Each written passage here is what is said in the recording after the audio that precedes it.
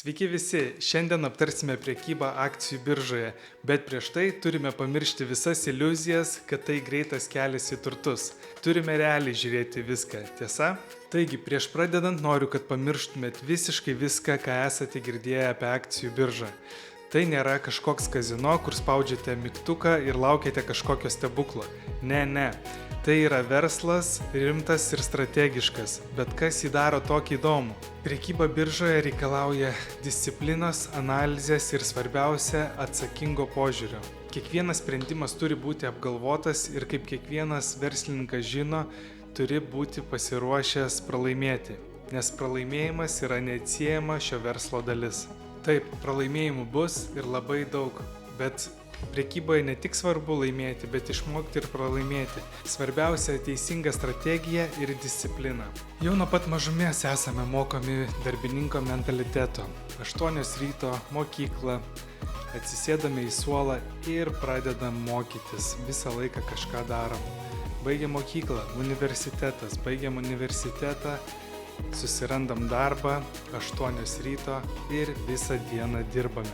Prekyba biržoje vyksta visai atvirkščiai. Didžiąją laiko dalį prasėdi laukdamas savo signalų ir kai visi signalai pasako dabar ir tada per kelias minutės tavo darbo diena gali būti baigta.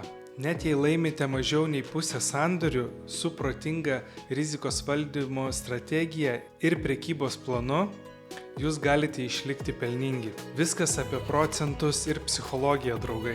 Bet kokiu atveju pirmus metus arba 2 nesiūlyčiau aplamai dėti savo kapitalų ir treidinti su savo pinigais, ypatingai šiais laikais, kai yra prop firmos ir gali tapti apmokamų treideriu.